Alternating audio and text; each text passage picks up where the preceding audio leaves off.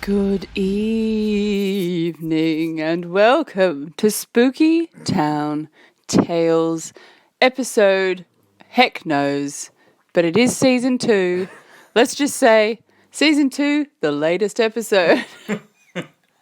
We can use that every time. We can, and I am so sorry for the absinthe. Absinthe? Whoa, We've got absinthe. Nice. I You should be wish. sorry. I should be sorry. Shut up, sparkly rhinoceros. Anywho, Yes. welcome back. Welcome back, guys. Sorry that we've been out of the loop. I've been ill with chicken pox at Easter. Yes, I'm telling the truth. It's real. It's real. It happened. I was there. It is I, Morgana. Not so poxy now. That was the worst insult in the 90s. You're so poxy. But I was legit poxy for a couple of weeks there. It was gross. You were poxy to the max. I was indeed. But I'm back. I am well. I'm on the mend. And I'm very happy to be bringing you an episode this week. I've had a little bit of help from my daughter, Scarlet Bug, who's done a little bit of co-producing this week, and she's picked out a couple of stories for you. And joining me in the studio to respond to said stories. Because that's about all he contributes. He shoots the shit and giggles. That's his Pretty job. much the rest of my family holds the weight. It's me. It's Jimmy. Here I am. It's Jimmy, it's James, it's Stu, Ta-da. Jimbo, Jim Bob, Bullfed. Responds to most of the above. Responds to, dinner's ready! Responds to biscuit packets being opened. That's true. It's true. He loves his biscuits. Anyway, on with the show. No more shooting the shit because I've got so much stuff to get through tonight. For those of you that are quite keen on werewolves, let me tell you, once you start hunting, it is an endless supply of information. I have travelled the globe, folks. I have gone north, south, east, west, down, downy, uppy, uppy, down. I've been everywhere. Down a bit, up a bit. I have, from the safety of my own home, let me just assure you I haven't actually been travelling the world, because we all know that that's a terminal thing to do right now and a very stupid thing. You should be in your house, being safe, keeping yourself safe and others safe. From the safety of my home, I hath travelled the globe, high and low. I've lifted rocks. I've entered tombs. I've gone on the internet. High and low, like the milk. Like the milk. Because I can't have full cream because I've got a sensitive stomach. But I hope you're ready, folks. So buckle on up. Or squish into your sweatpants or tracky dacks. Get under your duvet. Get under your duvet. Yoga pants. I know we're all wearing them at the moment. They're getting a workout. Get comfortable. Pour your 47th warm drink of the day. Have another snack. You deserve it. It's a stressful time. And prepare to be spooked.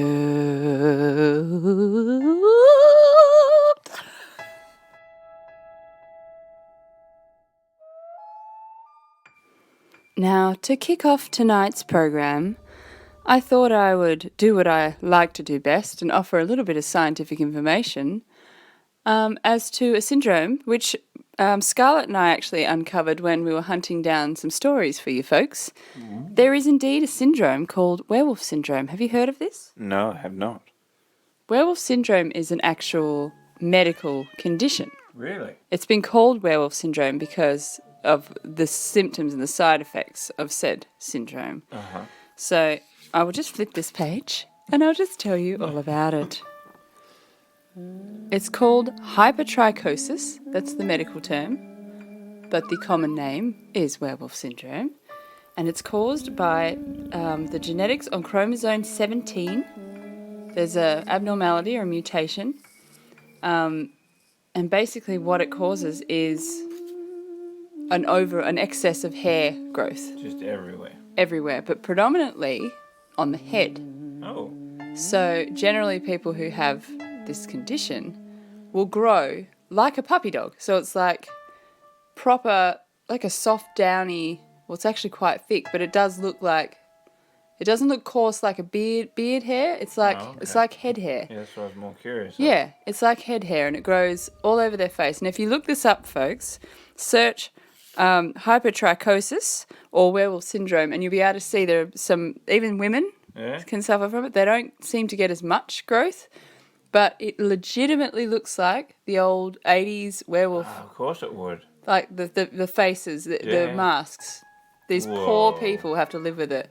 And there's a young boy in India who's got a pretty severe case of it, and there is no cure. There's no way to cure it. Yeah. And he just says, I just want to be normal. I just want to be a normal kid, because he gets picked on endlessly. But he has made a good bunch of friends now. Yeah. Who he plays soccer with. Cute little boy. But yeah, it must be so uncomfortable. It affects his eating, his breathing, because, you'd inhale the hair sometimes. Yeah. Yeah, poor guy. So there is a condition. So imagine, we know this now. So just imagine back 300, 400 years ago. Yeah. Because generally when a child was born with an abnormality or a deformity, they were hidden away. Yeah. Yep. They were hidden away, or they were left out for the fae, which is what happened in Europe. Left out for the fae, who would then take the baby. In other words, the baby would die. Yeah. So different times. So you can imagine. So that is one thing that Scarlett and I sort of got to the bottom of, that perhaps people did have this condition back in the day, because there were people that obviously, as time went on, it became known it was a medical condition, but people then cashed in on it. Circuses would hire them and put them. But back before the time of capitalism, before people cashed in on everything, you can imagine if someone was to see someone with this condition. It'd be wildly out of the blue. Yeah. Out of the left wing. 'Cause especially, as like you're saying, if it's such a rare thing as well now, imagine back then, like not even having heard of it, you wouldn't have heard. Everything was the devil. Yeah. Or demons. Straight up. Or a curse. And this you will find, because we're going to have to do 2 parts to this. So this is part 1. I should have said that at the start. This is part 1 of werewolves. That much info. I've got so much stuff, because I've gone into the... Well, it was trending. It was trending in a serious way in France. Yeah. In the 1500s. It was a thing. Really? Yeah, it was. They had a. You know how in Salem they had a witches trial? Yeah. They had a werewolf trials. Really? In France. Yeah. Whoa. Was it France?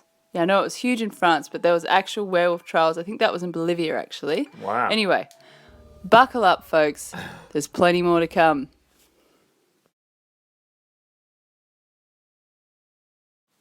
So now we've had a little taste of science, and there will be more later in the show for those that enjoy the science. I want to just get straight into a good, old-fashioned, scary werewolf encounter. Nice. Now, Scarlett and I found this one as well, so I'm going to do Scarlett's first because they're pretty cool. Yeah. And, yeah, this one I'd heard of before, but I hadn't seen the footage that we found. Oh, okay. And it's pretty damn cool. So this took place in Elkhorn, Wisconsin. Mm-hmm. So this is in the US. Don't worry, folks. I actually have Australian stories tonight. No way. I have Australian werewolf stories, but we're going to travel the world first. I'm going to save the best for last. So you got to just stay and listen to the whole episode. Sucked in. So this incident started in the 90s. Mm. So this is I believe it was between 1990 and 1991 or 1992. So I think this went on for 2 years that people were seeing this thing. So it was a wolf-like creature was spotted stalking cornfields, jumping on cars and feasting on roadkill. It was described as a huge hairy thing, dog-like, bigger than a person, with huge claws and human-like elbows, was quite often seen squatting by the road, eating roadkill, and then it would stand up when people would drive past, and that's what would freak them out properly. Yeah. And it scratched cars. So as the car would pass it would leap out and scratch the cars. And there's footage of these people. This is in the 90s. There is a news story that shows this car all scratched up from this thing. More than one person. Oh, yeah? Yeah. So I'll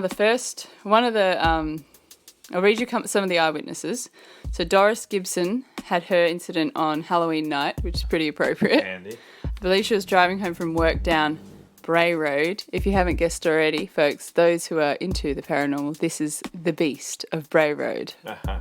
Famous cryptid story, but I'm just stoked I found more information on it. Yeah. So Halloween night, 1991, Doris was driving, I love that name, Doris was driving down Bray Road. It was a very foggy night, and she'd thought she'd hit something. So something jumped on her car or banged on her car, and she just saw a blur of like fur. Yeah. So she's got out the car thinking that she'd hit an animal, and then spotted a huge thing just a bit further up the road, trotting back towards her. And she reckons it just got, like, she thought it was big initially and thought, what is that thing? But realised the closer it got just how massive it was. Yeah. Ran and jumped in the car, and as she drove off, this thing like grabbed at the back of the car and left big massive scratch marks on the back of her car. So that was one of the first ones that saw it. Then two young guys were driving, but this was a little bit further across the border, the county line. Yeah. But same area. So a large predatory animal could have easily been able to patrol that distance. Be it a big cat or whatever it was that these people were seeing. Tom saw it, Route 106. Him and his mates were driving down the road. They saw a huge, hairy man creature. Same thing. At first thought, what is that? Is that a bear? What is it? And as they got closer, realised it was on two legs and it stood up. Whoa. And very, very scary. The scariest thing about it was its eyes, because it made eye contact with them, and it snarled. So they were close enough. Oh, really? Because it was right next to the car that it reached out and scratched their car as well. Yeah. So it locked eyes with them as they got closer, and he reckoned it almost smiled. It snarled, like its teeth, and sort of snarled at him and then scratched the car. Now, these were all unrelated, so no one had come forward. To so someone else. These just started coming in. That's pretty crazy. I don't know what it was. It was a big hairy dog thing by the road. It seemed to have intelligence, which freaked him out even more because it, as a giant hairy thing. It seemed to regard him. That's crazy. Like a person would. Yeah. Not like when you lock eyes with a dog. It was like there was a connection there. There was like I could kill you if I want you kind of feeling. He said. Oof. So that was another incident. Then another lady said, this is in 1990s, this was actually before the other ones. And a lot of these people they'd come forward and told the police, but it was all hush-hush. And they're like, oh, he's probably just a bear, rada. Yeah. But as the sightings started rolling in, about all with the same description, a journalist caught wind, and then the story blew up. Yeah. But all these happened prior to the hysteria hitting the town. Oh, okay. So in 1990, a lady called Laurie Anchisi was driving down the road. She saw something kneeling at the side of the road. It was eating something. And as she drove up behind it and slowed down, thinking it was a man, like a hairy, naked man at first, as she got closer, realised that it had long, pointy ears. And it had a long, broad chest with a shaggy coat that had like streaks of silver through it. And as it turned its head, she saw it had like a snout and teeth. So like a wolf head. Well, that's what I was curious with the other one. Like when you were saying it snarled. Yeah. You can't really do that with a flat human face as well. Yeah. So there's too many links in a lot of this. And Yeah, that's madness. they all matched up. And there's actually a woman who, after all these accounts came, because there was more. Yeah. I'll read you one more. A lot of people just assumed it was just a massive, like an inbred cross between like a wolf and another type of dog. Yeah, yeah. Because it just was so big. But what freaked everyone out was the elbows bent. Yeah. It was able to like move its elbows like a man and lift. Like a lot of them saw him holding things with bent, like a human style bent elbow, and standing on the back legs. Yeah. Which dogs, most dogs don't do. Well, also too, the one you just read, it's been described as she saw it kneeling, and you would never describe any sort of dog as kneeling. No, you can't. They can't. Their legs aren't designed that way.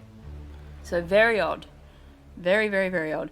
Another man that saw it when the story broke. Yeah. There'd been this elderly couple who were churchgoers, good honest folk. Yeah. None of this hosh posh stuff. But the husband had come home one night and told the wife what he'd seen, because he'd seen it, and just said, "Don't tell anyone." Like, don't tell anyone. So when the story broke, the wife wrote in and said, "This is what he saw," because it's like, you need to know that we saw it here. Yeah. Yeah. He was passing through town and had no idea about the story. He didn't even live there. He was just passing through the town on his way home. No idea about this. And he saw it. He said it was huge, big, hairy thing, side of the road, eating roadkill, just like every other person's seen it. And he said he's never seen anything like it. Yeah. It was really dirty. And he said it was scary enough that all his hair stood up. Yeah, yeah. And he's a country farmer. He's seen every animal there is. He said there was just something about it as he got closer, gave him the heebie-jeebies, and then he said every hair just stood up. Yeah. And he got like a primal. Yeah, threatened feeling. Yeah, like I'm prey. I need to run. A flea kind of a thing. So that's pretty creepy. That's crazy. So all these people, and there were many more. They just flooded in. There's actually a journalist who's written a book about it. She got that many stories in, and then like. The werewolf mania hit this town in the 90s to the point that even the bakery was making Beasts of Bray Road cookies, like werewolf cookies, and selling them. So, I mean, way to cash in on it. Oh, yeah. But the initial stories, like, you got to take every account after these were published with a pinch of salt, because it's that suggestion thing. Yeah, it's lying it in there for you to believe. Yeah, and in this area, there is large predatory animals. Yeah. So, and a lot of the encounters were at night. You've got that added element of your eyes playing tricks on you. Yep. And generally when you're driving, it's a split-second thing. Like, you can only just get a few details and then your brain will put the rest together. I think my hardest one to go with this thing is all of them is when you're driving up to it. Yeah. And we've all driven up to seeing something on the road ahead. As far as an animal. And generally roadkill's half on the road. It's not like down in a bank. No. It's right on the road. You can, whatever's on it, you can see it pretty close. Or when you do get your lights across it, sometimes, the shadows will stretch out. Yeah. Which is also oblongs everything, makes it look odd. Yeah. But for a lot of people to see the same thing, I don't know. It's very weird. It is. Very, very weird. What do you think, folks? Do you think it was a bear? Do you think it was just maybe a hungry, big, mutated wolf? Because wolves do get pretty big. They do. But it's just the whole standing up elbows thing. Yeah, I can't wrap my head around. I can't get. Yep.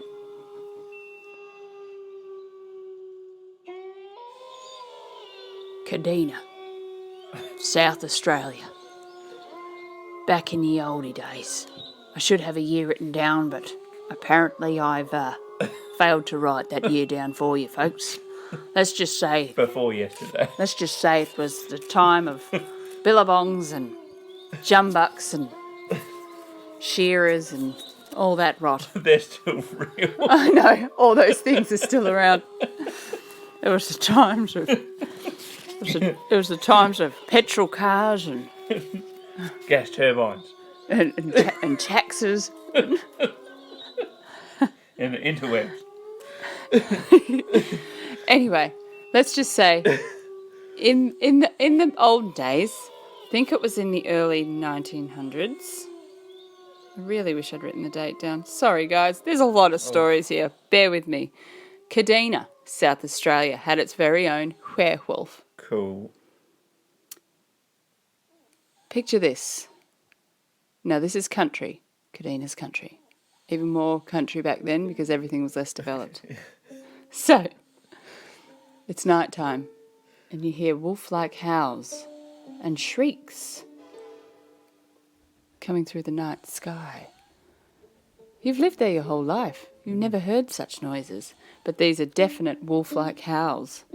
What in the Jesus shit is going on? Says Farmer Pat. There's not really a Farmer Pat. I just made up Farmer Pat. Okay.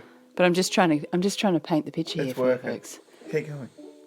You're standing out the back, having your Tetleys, sniffing that nice, cold autumn air. And you hear some godforsaken howling coming from the back of your property. What in the hell? When you wake up in the morning, all your bloody sheep have been slaughtered. Oh, no. Now, this was a common thing. This was a common occurrence in Kadena. People would hear howling, then they'd go and check on their flock in the morning and discover throats ripped out, ripped to pieces. Really? There was some kind of predator killing all the sheep. So much so that a £210 reward was offered for someone to kill the creature and bring it to the authorities. Now, this creature got a name. Its name was the Willamulka Brute. The Willamulka Brute. I wish I could say things properly. No, that Bear was with me, good. guys. I'm really freaking tired. No, that was good. The Willamulka Brute. Farmers from all over York Peninsula came to hunt this creature. It became such a nuisance. Yeah. And they all wanted their £210. No, it wasn't 210. It was £10. That 2 is actually a pound symbol, apparently. Ah, yeah. That's even more outrageous, but it would have been worth a lot of money back then. So whenever £10 was worth a lot of money, that's the year. So just, you look it up. You do the math. You do the math. So all of these farmers dropped what they were doing to come and hunt this bloody werewolf that was allegedly For 10 in bloody Kadena for p. 10 bloody pound. Be able to get a pint and a mushy pea pie for that. So the hero in this story is Mr. Tully, Yeah. who was a local farmer, Yeah. who decided to lay in wait near waterholes for 21 days straight until he first laid eyes on the Willamulka Brute. When he saw it, he set his dogs onto it, but they all became overcome with fear and refused to chase it. Tully's next encounter nearly cost him his ruddy life. He was on his cheval, or his horse. It's me being fancy practicing my Franc. That is fancy. So Tully's horse reared up at the side of the beast and nearly flung him off the horse, so he nearly got killed that time. So he decided, right, I'll just have to set some traps and try and get it that way, which was successful. He caught the beast. Whoa. When he approached the trap, the werewolf was snarling and gnashing at Tully as he approached it. Apparently the smell of it was just unbelievable. Horrible smell. He raised his gun and shot it in the mouth. Thought it was dead, so he edged in closer. So he was now very close to the supposed werewolf, thinking it was dead. It reared up again and lunged at him. Tully managed to shove the gun effectively in the mouth and shot it down the throat and killed it dead. Wow. So now here's where this cool story starts to sort of go, it's a friggin' dog. Sorry to wreck it again for those that are excited about this possibly being an Aussie werewolf, but listen to this description. The creature was 30 plus kilograms, measured 1.3 metres long from its nose to its tail, and was 68 centimetres tall. It's a big dog, but it's a dog. It could be a dog. Yeah. It's not like man-sized. No. You know, you think werewolf, you think man-sized. Anyway, so still a pretty massive dog. He said it had a massive chest and neck. They were very, very muscular. Mm-hmm. It had short pricked ears, a brindle coarse coat with black. It had black and tan stripes on its rear and rump. So a lot of people think it might have been some sort of mutated, like a thylacine. Yeah, right. So that, the fact that it had stripes on its back means there's something else in there. Yeah, because he eventually they found a litter of pups, Oh, really? but they drowned Oh, because Mummy had obviously died. They were left yeah. there, but the flood waters had risen up and they were trapped, and the poor little things drowned. Mm. Now, Holy smokes! yeah, they were near a railway thingy-me-bob, and they drowned. They were trapped. Mr. Tully kept the hide of the beast with intentions to take it to the Adelaide Museum, but there's no record that they ever did get. Yeah, got that far.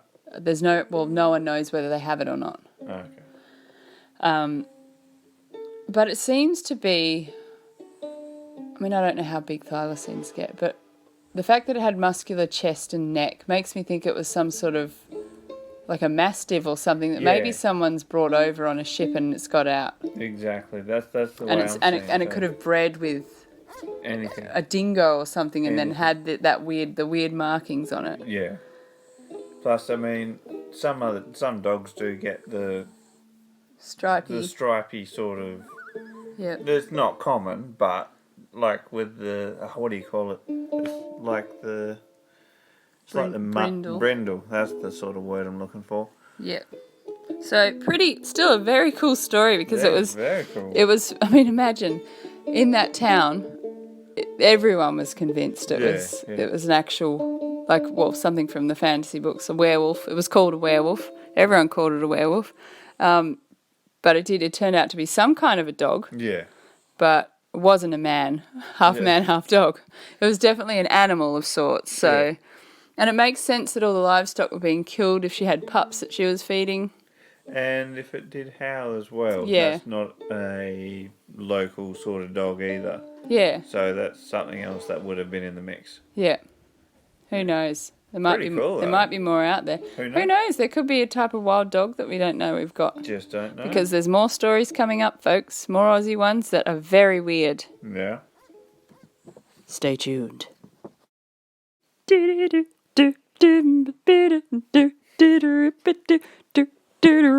you have trouble with werewolves annoying you in the evening, ripping your sheep to pieces? I've got just the thing for you. Do you, Karen? Tell us all about it. If you call 1-800-WEREWOLF-BE-GONE, I can... Not really. I bet you all thought that was a real ad. Yeah. Totally tricked you. Welcome back, folks. Thanks for pushing through that little ad break there.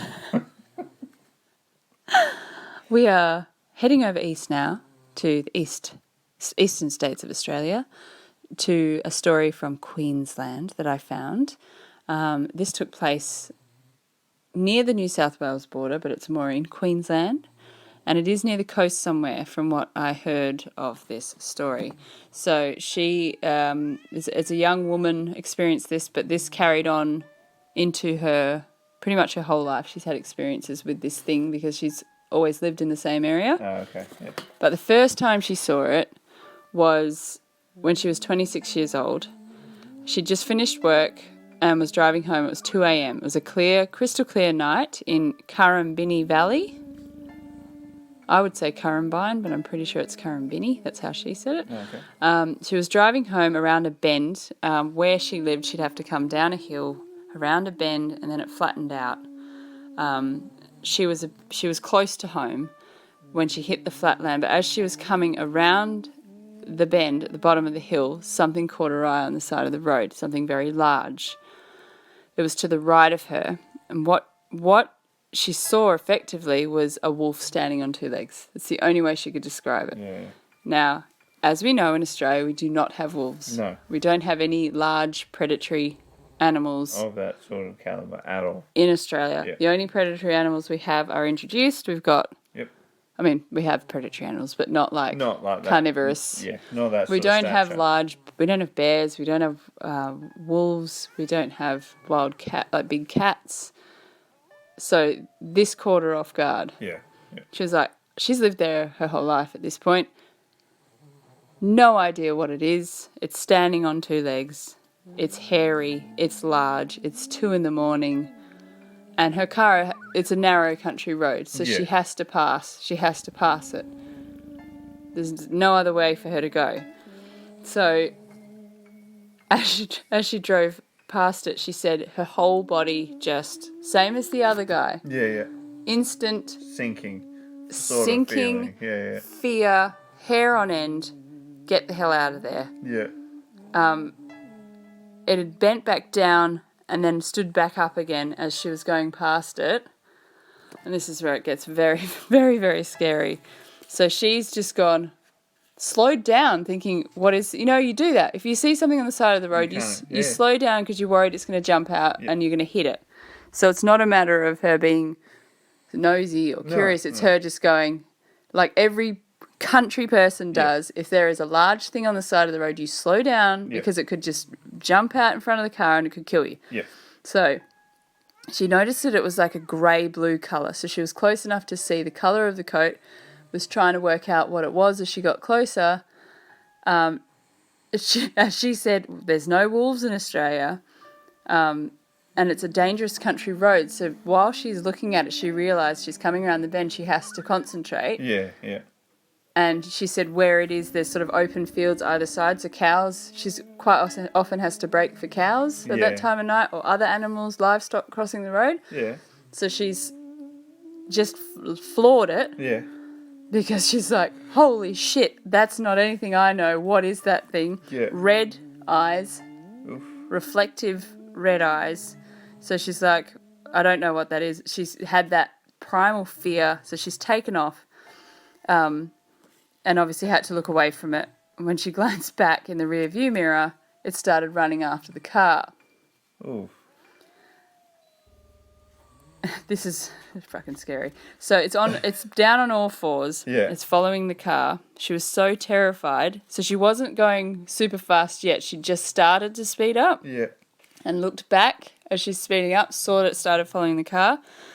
She had to focus really, really hard just to get home, because she was that scared. Her whole body's gone into just rigid fear.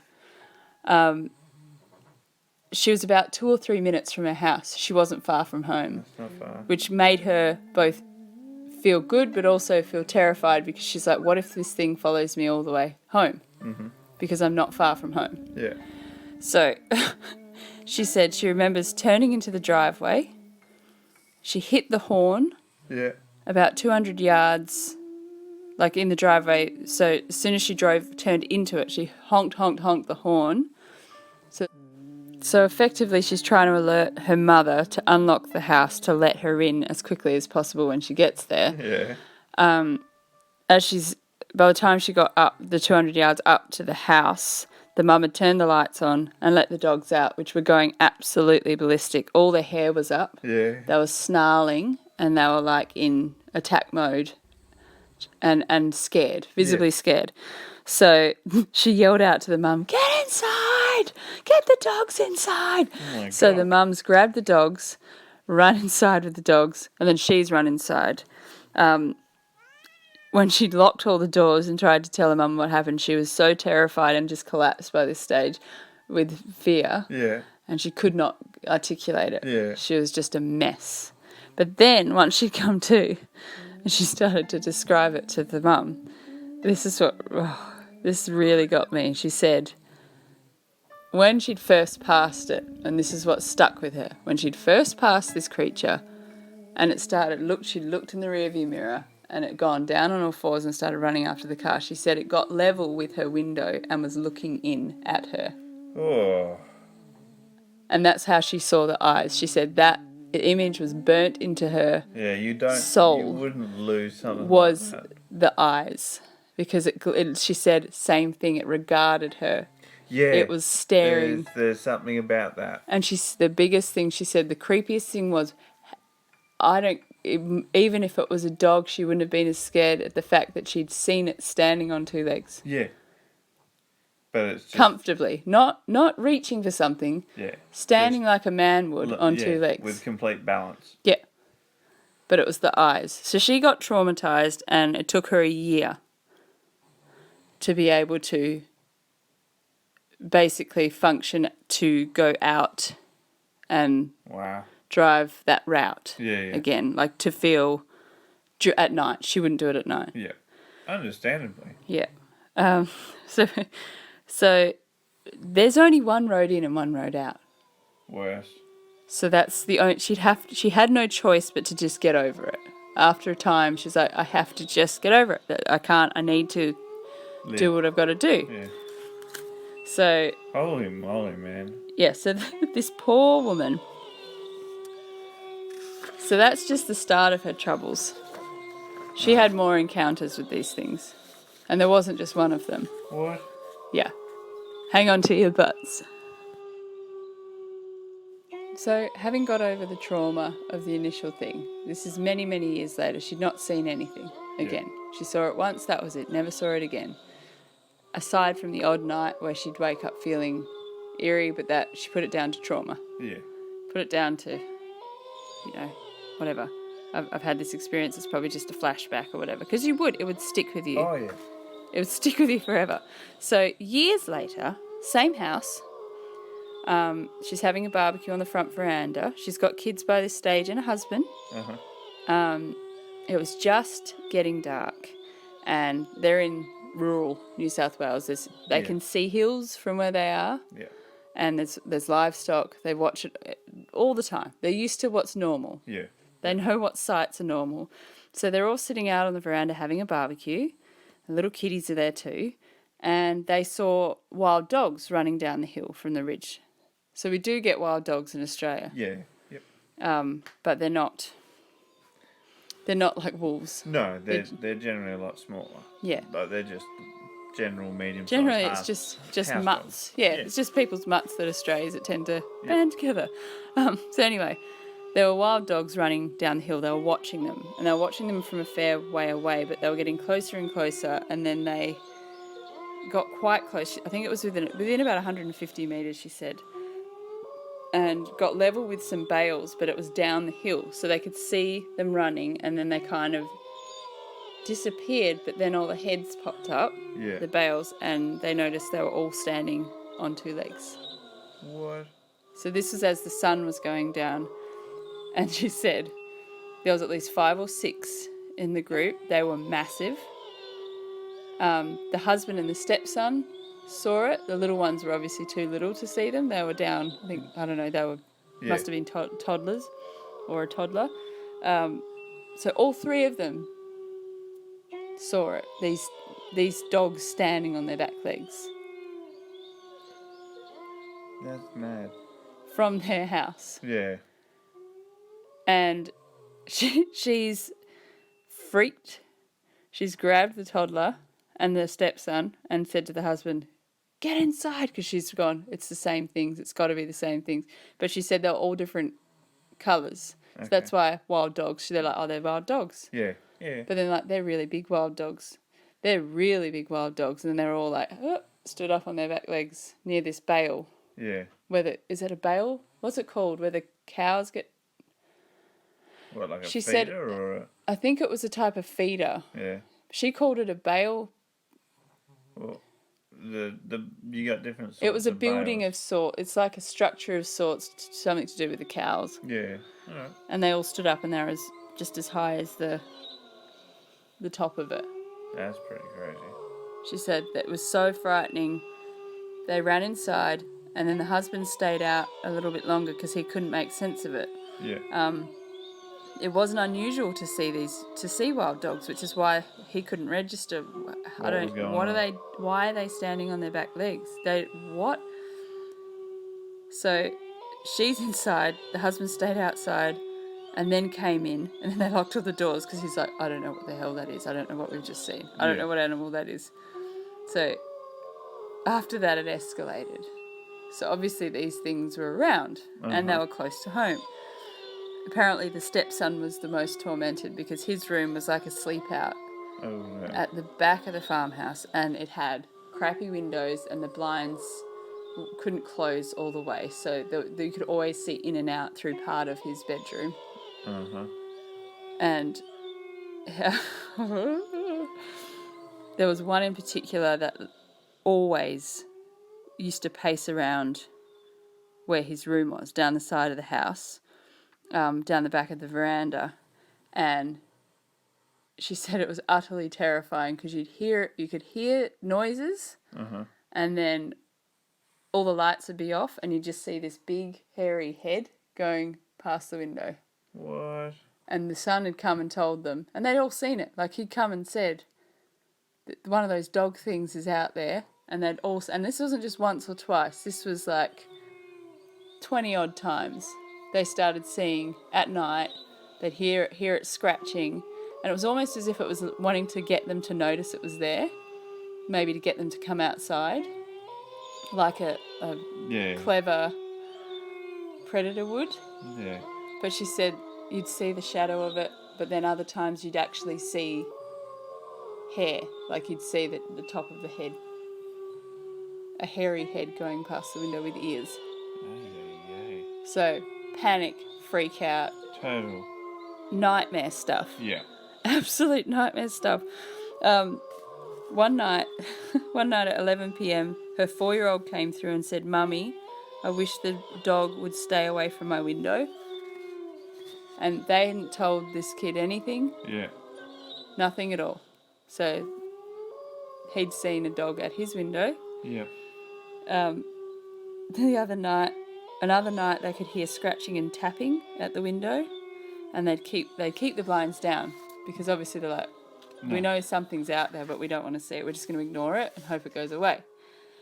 And no one's going to believe us that there's dogs walking on 2 feet. So they're like, we just have to maybe it's just dogs, and they'll just go away if they get nothing. Yeah. But the windows were, like, she said the windows are 6 feet, the top of them. Yeah. And it would be level with the top of them. Like the head, you'd see it go across the top. Terrifying. Oh, whatever the hell this was. That's insane. And this kept going, so she said the scariest thing that then led them to move, this was the scariest thing by far. So the stepson had gone out to use his mobile. They had like a shed, which most farm houses do. Had the shed where all the cars were, which is off from the house. Yeah. It's about, I don't know how many metres from the house, but you could see it from the kitchen window and the back door. So every time the stepson would go out on his phone, because of these weird happenings, the dad would always come out and stand and keep watch, just in case, because they weren't actually sure if they were seeing what they were seeing. Yeah, like they were still sort of going, maybe we're just imagining, maybe it's something else. Trying to put it all together, but they'd all seen it enough to know that it was something very big and very scary. Yeah. So he's on his mobile. He's standing by the back of his shed on his phone. And the dad's on the veranda watching, and even the mum was standing in the kitchen keeping an eye out too, because they all had a feeling. Yeah. So the dad's looking at Kevin, and then he saw. So Kevin's on the right side of the barn. And to the left, he sees one of these dog things come out of the bush on the opposite side of the shed. So his son's there. There's one of those things over there. He can see it's one of those things. It's big, it's hairy, terrifying. So the husband yells out for him to come inside, very panicked, which she then hears from the kitchen, looks out the kitchen window to the barn. And the husband repeated, "Kevin, look behind you, come inside." So the dad freaked out because it's also just as close to him. Yeah. Gets inside, slides the door and bolts it. Yeah. And he's like, he'll open it if the son can make it in time, but what does he do? He's an adult. Yeah. The son's 27 at this stage, or 26. So he's bolted himself inside and he's watching, and the mum's there's a massive big, like, swing out kitchen window, one of those ones that you can handle the food through. Yeah. So she's got that open going, come on, trying to get him to run at the window and jump in, and then she can shut that. Yeah. So that's wide open. And she can see it, and it's going around to get him, basically. So he's looked behind him and started running. He's realised what's there. Yeah. And he knew the door would be bolted. Yeah. Because he knew if there's one of these things there, Dad would have bolted the door. Yeah. It's common sense. He's got to keep everyone else safe. Yeah. So, but he saw the window, and she said he ran straight to it, jumped through the window, and she's shut it and then bolted it. And as she's bolted it, this thing's she's come face to face. Aye. She said it ran, and it just came, as she's locked it, she's locked eyes. It's just a tiny thin bit of glass between her face and this giant dog face. Holy shit. Yeah. Yep. So she was face to face with it, and she said you could feel just burning anger in the eyes, like you would if you're when you're face to face with a lion at a zoo. Yeah. They just want to rip you to shreds. Just want you in lots of pieces, really small. This one was, she said this was different to the one she saw before. Same vibe from the one she saw years before. Terrifying eyes. Mm-hmm. So that was the scariest thing about it, was it just almost like it just wanted to rip her to shreds. This one had black fur, pointy ears, and it had like Alaskan Malamuts and stuff. It's got that thick fur that's sort of almost like a mane around the neck. Yeah.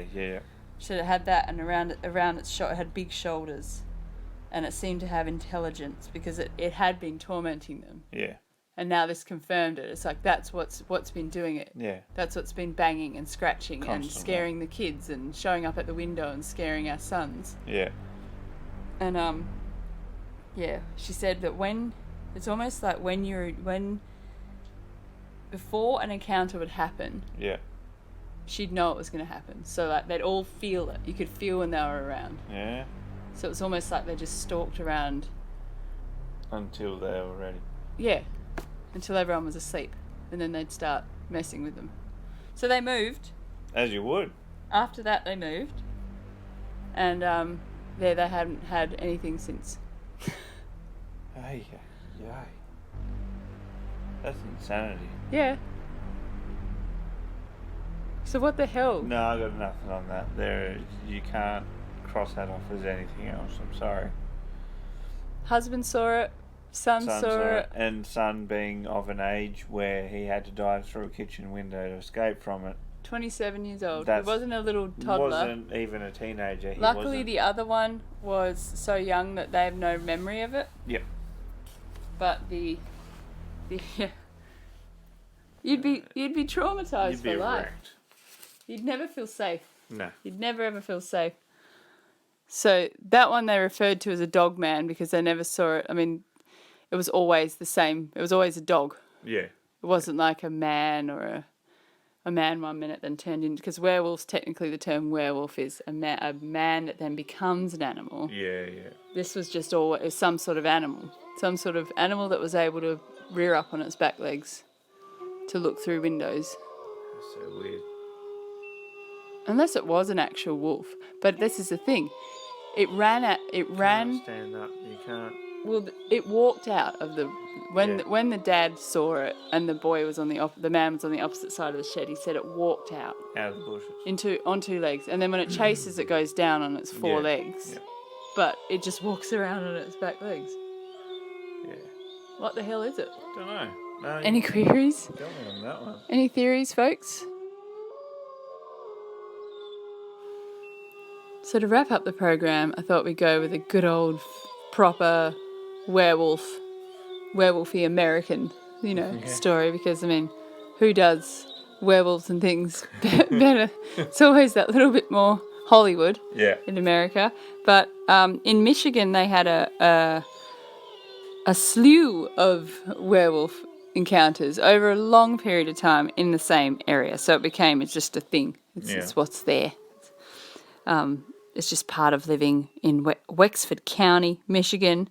In 1887, there were sightings reported all over Michigan at this time, but primarily the northwestern parts of the Lower Peninsula. A lot of people were seeing wolfmen, werewolves, Right. dogmen, whatever you want to call them. Yeah. So in the 1880s, there was a whole bunch, and then it sort of simmered down, and then 100 years later, in 1987, the Dogman gained popularity again when a disc jockey made up a song about it. Yeah. Because there had been a few little whispers and, so, you know, small town, whatever. Yeah. There was consistent sightings off and on because it was almost like a folklore in the town. Yeah. So in the 80s, it sort of kicked up a bit. But one of the initial sightings that started this whole thing was in 1887. There were two lumberjacks that saw a creature when they were out, and obviously they're out in the forest a lot. They see a lot of things, but they saw a creature that had a man's body and a dog's head. Okay. That's how they described it. Yeah. Again, it could be one of these nut bars. Yeah. Gotta watch them. I mean, imagine back then, you know, it's just not something that's talked about. No. Over tea. Oh, I like to put a wolf's head on and go and murder children. That's what I do for fun. Only on Sunday. Disgusting. Then in the 1930s, in Paris, Michigan, 1938 to be exact, Robert Forkey was attacked by 5 wild dogs. And I'm pretty sure, he claimed that one of the 5 dogs was walking up on 2 legs. Okay. So it looked doggish. It was definitely a dog of sorts, but it was walking on 2 legs. One of the dogs that attacked him. Reports of similar creatures were common in another county. Oh, which one's that? I've written it really badly. It was another county nearby in Michigan. So we're in Michigan still. In the 1950s. In 1961, a night watchman was patrolling a manufacturing plant in, I love this name, if this is how you say it, Bear Crackus, Michigan. He saw a peculiar figure, and he's a night watchman, so he's like, what is that? Thought it was a person at first until he got closer, and then when he got closer, he saw it had dog-like features. So he drew his gun and then went, hang on, I've got a camera. So he's pulled out his camera. He's thought to get a goddamn picture of this thing. Yeah. Took a photo of it, and then I think it must have trotted off because he lived to tell the tale. Yeah. But the photo is available. I'll try and find it and post it on the page. Oh, cool. It's a pretty huge looking, it's a very cliche looking werewolf, which kind of makes me think, was it one of his pals? And it's but this is in the 60s, so I mean, yes, photo alterations were happening, but it just wasn't as advanced as now. Yeah, they were generally really garbagely done. Yeah, I'll see if I can get my hands on the photo. I have seen it myself, but I was in the, what would you call it? I was in a massive big pile of 40 million documents. I was amongst all the other photos. I was in all of it. I was amongst all of it, folks, because I wanted to bring you all these cool stories. Yeah. Information overload. So I will dig it out. I'll find it. I'm sure I saved it somewhere. Moving right along, fall of 2001. So this is still going on. Same place, Michigan, somewhere in Michigan, close to these counties. Sorry, Michiganians, if you're listening. I realise Michigan's actually really big. Yeah. It's not just a tiny little town. It's actually a state. Is it a state? I don't know. I'm pretty certain it's a state. Showing my ignorance here.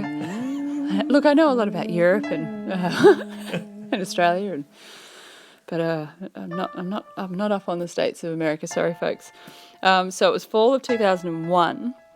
A witness claims they saw a dogman-like creature stalking on the hills behind their house. So he was sitting with his stepdaughter. Yeah. And they were looking out the French doors that obviously looked out to the countryside. And they saw this creature. It was black in colour with a huge big head of a wolf. That's the only time they saw it. But obviously were like, holy crap, what's that thing? Because it was stalking around the hills. Yeah. Very peculiar. But then they regularly would hear, especially at night, splashing in like the dams and scratching and loud noises. which would be pretty friggin' terrifying. But the scariest thing that they hear is they hear shrieking, and they also hear this like a loud hysterical crying that sounds like an infant. Really? It's almost mimicking, which sounds like a water baby. Yeah. So all this is crossing into Other skinwalker, water baby kind of territory. Yeah. The shrieking like an infant and crying like an infant is very much, which I think I have covered it in previous episodes. Yeah. But there is a folklore in America of these creatures, and the fact that they hear splashing of water and then the infant sounds like water babies to me. And if you don't know what a water baby is, I'll just quickly run through it. It's worth it. It's apparently like it's similar to a skinwalker kind of creature that mimics the sound of babies and children to draw people in that obviously come looking to help said baby or infant, and then it grabs you and drowns you in the water. So that's what those are. Just so you know what the hell I'm talking about. So I hope you've enjoyed all these hair-raising stories this week. Good ones this week. We are going to be a bit more historical next week. We're going to go back in time to where werewolves actually, where the idea of them came from. And there were so many documented cases of werewolves, quote unquote. Thank you for your continued support. Take it sleazy. Take it sleazy. And those of you who are having a hard time at the moment, I know it's scary times, hang in there. We're getting through it. But if you do ever need to talk, feel free to get in touch with us here at Southern Paranormal. We're happy to chat. Just hunker down. You're doing great. You're doing great. Hunker down and listen to spooky stories. That's what I do.